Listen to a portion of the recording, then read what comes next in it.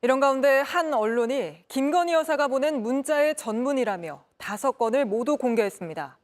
그 문자를 하나씩 뜯어보니 한동훈 후보에게는 거듭 사과하면서도 정작 대국민 사과에 대해선 주로 부정적인 입장을 나타내고 있었습니다. 유한울 기자입니다. 김건희 여사는 1월 15일 당시 국민의힘 비대위원장이었던 한동훈 당대표 후보에게 문자 2건을 보냅니다.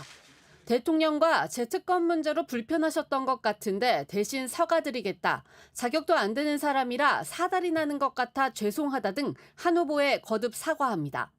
이틀 뒤 김경률 당시 비대위원은 김 여사를 마리 앙뚜아네트에 빗대며 사과를 요구했고 한 후보도 힘을 보탭니다.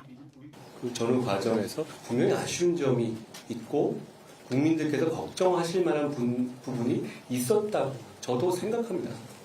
그러자 김 여사는 문자를 보내 제 불찰로 일이 커져 진심으로 죄송하다며 이슈가 커질 가능성 때문에 쉽게 사과 결정을 못한다고 했습니다. 대선 당시 본인이 허위 경력 기재로 사과 기자회견을 했을 때 윤석열 당시 후보의 지지율이 떨어진 점도 언급합니다.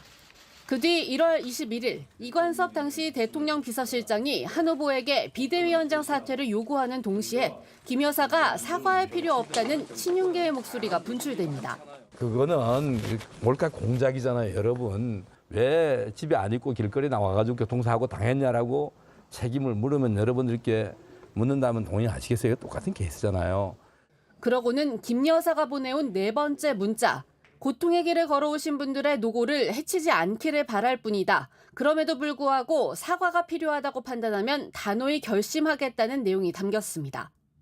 같은 날 윤 대통령과 한 후보는 충남 서천 화재 현장을 함께 둘러본 뒤 열차를 같이 타고 서울로 돌아왔습니다. 그리고 이틀 뒤 김 여사의 문자엔 대통령의 역정에 대한 사과만 담겼을 뿐 더 이상 대국민 사과 이야기는 없었습니다. 사과와 죄송이란 단어가 언급된 건 모두 15번. 그중 직접적인 사과의 표현은 모두 한 후보를 향해 있었습니다. JTBC 유한울입니다. JTBC 뉴스를 시청해 주셔서 고맙습니다. 저희는 저녁 6시 50분 뉴스룸에서 뵙겠습니다.